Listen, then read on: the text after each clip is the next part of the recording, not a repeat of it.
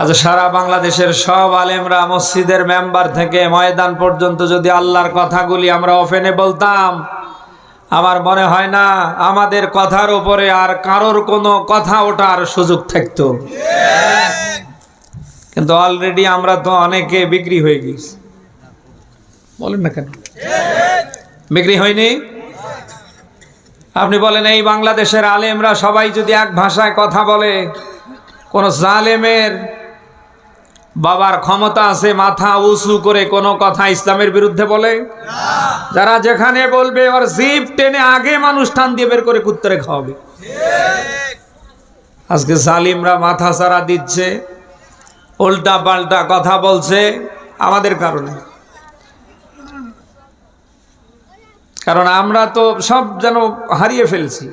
বিড়ালের মতো 50 বছর ম্যাও ম্যাও করার চেয়ে একটা ঘন্টা কি আল্লাহর জন্যে সিংহের মতো বাঁচা যায় না? কারা পারি দেখি লিল্লাহে তাকবীর।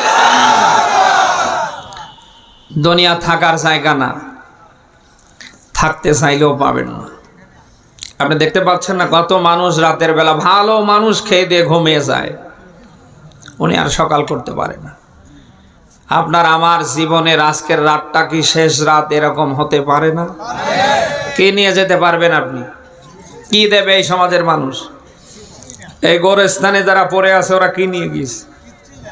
হ্যাঁ, আপনি আইছেন একা, যাবেন একা। আসার বেলায় এসেছেন যেমন, যাবার বেলায়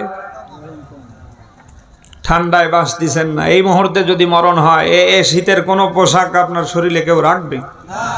মুহূর্তের ভেতরে কেউ দৌড়াবে ঠান্ডা পানি গরম করতে, কেউ দৌড়াবে সাদা কাপড় কিনতে, কেউ দৌড়াবে মসজিদ থেকে খাটলিয়া বের করতে। একটা বার আপনার বিবেক জাগ্রত হয় না যে আমার করার কথা কি আর আমি কি করছি?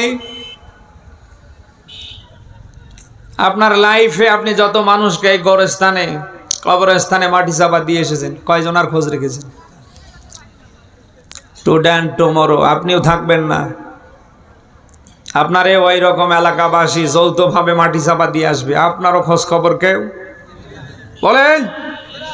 যার নাম কবর তার রাখে না কেউ। একটা বার কি চিন্তা হয় না?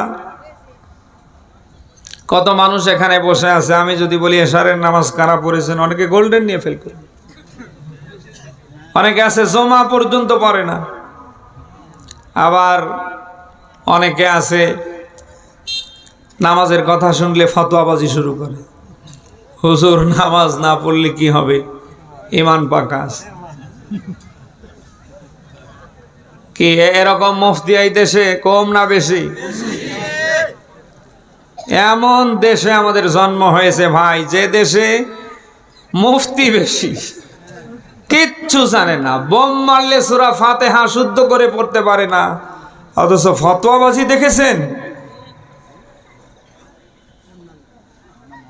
কথা বলার আগে অন্তত মুখে লাগাম লাগাতে হবে, কারণ আপনি যা বলেন একটাও বাদ যায় না। মা ইয়ালফিযু মিন কাউলিন ইল্লা লাদাইহি রাকিবুন আতীদ। আল্লাহ বলেন মানুষ এমন কোনো কথা বলে না যেটা সংরক্ষণ করা হয় না। রেকর্ড করেন কে? বলেন বলেন। আল্লাহ না করুক এই অবস্থায় যদি আপনি মারা যান, কাবার ইমাম এসে আপনার জানাজা দিলে তো নেবে আল্লাহ নাকি? প্রাণ প্রিয় পাবনাবাসী, আমি আপনার একজন দিনী ভাই, মুসলিম ভাই। আমি আপনাকে ফেরাতে চাই, আমি আপনাকে বাঁচাতে চাই। হয়তো এখনো সময় আছে, জানি না আজরাইল আসতে কার কয়েকদিন লাগবে। বিশ্বাস করুন, ওই আজরাইল যদি একবার সামনে এসে দাঁড়িয়ে যায়, আপনি যাই হন না কেন, তামাম বাংলাদেশের মালিক হলেও ওরে আর ঠেকাতে পারবেন না। শুধু ঘোর ঘোর করছে, আল্লাহ বলবে ধর, একটা সেকেন্ডও লাগবে না ধরতে। কত বড় পাওয়ারফুল বাদশা ছিলেন বাদশা ফেরাউন, বাদশা নমরুদ, বাদশা সাদ্দাত। বলেন তো মরণ কি কাউকে ছেড়ে দিয়েছে? টুডে অ্যান্ড টুমরো 10 বছর আগে আর পরে কাউকে মরণ ছেড়ে দেবে? বলেন বলেন। মরা যেহেতু লাগবেই, দুনিয়া যেহেতু থাকার জায়গা না, কি করছেন একটু চিন্তা ভাবনা করে করেন। আমার মনে হয় এখনো সময় আছে, আপনি যদি আল্লাহর কোরআনের দিকে ফিরে আসতে পারেন, রেখে যদি আপনার জীবনে আপনি নিতে পারেন, এর পক্ষে যদি আপনি থাকতে পারেন, আমার মনে হয় জীবনের অপরাধ আল্লাহ রাখবে না, সব অপরাধ তিনি মাফ করে দেবেন।